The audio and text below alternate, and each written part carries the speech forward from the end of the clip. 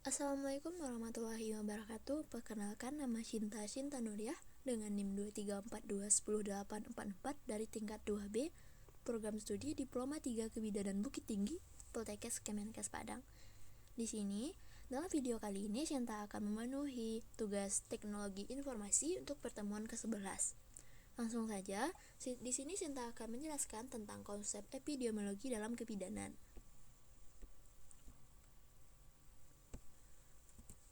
Baik, yang pertama yaitu pengertian tentang epidemiologi. Epidemiologi merupakan suatu cabang ilmu kesehatan untuk menganalisis sifat dan penyebaran berbagai masalah kesehatan dalam suatu penduduk tertentu, serta mempelajari sebab timbulnya masalah serta gangguan kesehatan tersebut, untuk tujuan pencegahan maupun penanggulangannya. Yaitu menurut Nur tahun 2000. Epidemiologi adalah ilmu yang mempelajari tentang sifat, penyebab, pengendalian, dan faktor-faktor yang mempengaruhi frekuensi dan distribusi penyakit, kecacatan, dan kematian dalam populasi manusia. Epidemiologi juga meliputi pemberian ciri pada distribusi status kesehatan, penyakit, atau masalah kesehatan masyarakat lainnya berdasarkan usia, jenis kelamin, ras, geografi, agama, pendidikan, pekerjaan, perilaku, waktu, tempat, orang, dan sebagainya, yaitu menurut tim Reich tahun 2004. Baik, epidemiologi berasal dari kata Yunani dan secara harfiah berarti epi, yang artinya di atas atau di antara atau yang ada di antara, serta demos yang berarti populasi, orang, masyarakat, dan logos yang berarti ilmu. Jadi, epidemiologi secara bebas diartikan sebagai ilmu yang mempelajari sesuatu penyakit yang ada di antara atau yang melanda masyarakat atau populasi, maupun ilmu yang mempelajari epidemik atau wabah dengan tujuan mengendalikannya dan mencegah terulangnya kembali, yaitu menurut Slamet tahun 2005. Epidemiologi kebidanan atau boleh disebut sebagai epidemiologi dalam layanan kebidanan ialah epidemiologi yang mengkaji tentang distribusi dan determinan morbiditas dan mortalitas dalam bidang kebidanan secara komprehensif. Artinya secara menyeluruh menyangkut seluruh sistem kebidanan termasuk kesehatan ibu dan anak. Terjadinya penyakit atau masalah kesehatan dalam kebidanan. Yang pertama, konsep dasar terjadinya penyakit. Suatu penyakit timbul akibat dari beroperasinya berbagai faktor baik dari agen, induk semang, atau lingkungan. 3 model yang dikenal dewasa ini adalah yang pertama segitiga epidemiologi, yang kedua jaring faring sebab akibat, yang ketiga roda. Yang kedua penyakit menular. Yang dimaksud dengan penyakit menular adalah penyakit yang dapat ditularkan berpindah dari orang yang satu ke orang yang lain, baik secara langsung maupun perantara. Penyakit menular ini ditandai dengan adanya hadirnya agen atau penyebab penyakit yang hidup dan dapat berpindah. Suatu penyakit dapat menular dari orang yang satu kepada yang lain ditentukan oleh 3 faktor, yaitu yang pertama agen infeksi atau penyebab infeksi. Makhluk hidup sebagai pemegang peranan penting dalam epidemiologi yang merupakan penyebab penyakit dapat digolongkan menjadi yang pertama, satu golongan virus, misalnya influenza, trakoma, cacar, dan sebagainya. Yang kedua golongan rickettsia, misalnya tipus. Yang ketiga golongan bakteri, misalnya disentri.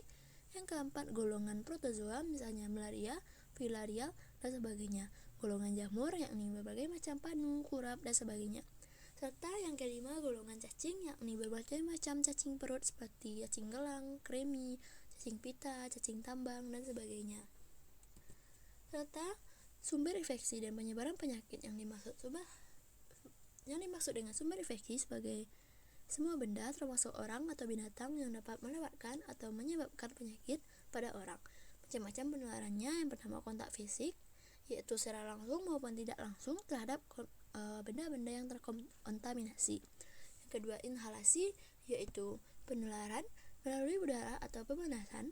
Yang ketiga infeksi penularan melalui tangan, makan, atau minuman. Yang keempat penetrasi kulit. Yang kelima infeksi melalui plasenta.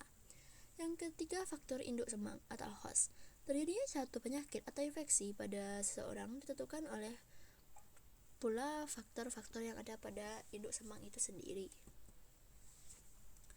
Yang keempat, adanya pencegahan penanggulangan penyakit menular. Untuk pencegahan dan penanggulangan ini ada 3 pendekatan atau cara yang dilakukan. Yang pertama, eliminasi reservoir yaitu sumber penyakit. Eliminasi reservoir manusia sebagai sumber penyebaran penyakit dapat dilakukan dengan mengisolasi penderita serta karantina.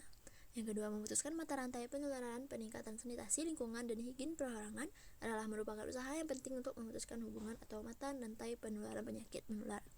Yang ketiga, melindungi orang-orang atau kelompok orang yang rentan, yaitu bayi dan anak balita adalah merupakan kelompok usia yang rentan terhadap penyakit menular. Dengan menggunakan paradigma epidemiologi yang menganggap terjadinya penyakit atau masalah kesehatan sebagai hasil akhir interaksis antara penjamu, agen, dan lingkungan. Yang pertama ada penjamu atau ibu hamil adalah faktor yang terdapat pada diri manusia yang dapat mempengaruhi timbulnya serta perjalanan suatu penyakit. Faktor tersebut banyak macamnya. Yang pertama, faktor keturunan, yaitu dalam dunia kebidanan dikenal sebagai penyakit yang dapat diturunkan seperti penyakit alergis, kelainan jiwa, dan beberapa penyakit kelainan darah. Yang kedua, mekanisme pertahanan tubuh. Jika pertahanan tubuh baik, maka dalam batas-batas tertentu beberapa jenis penyakit akan dapat diatasi. Yang ketiga, umur pada ibu hamil, yaitu primigavida di bawah umur 20 tahun rentan terjadi abortus yang disebabkan karena sistem reproduksinya yang belum matang. Yang keempat, jenis kelamin, yaitu beberapa penyakit tertentu ditemukan hanya pada jenis kelamin tertentu, misalnya tumor leher rahim yang ditemukan pada wanita. Ada yang kelima, yaitu ras. Beberapa ras tertentu diduga lebih sering menderita beberapa penyakit tertentu, misalnya penyakit hemofili yang lebih banyak ditemukan pada orang barat.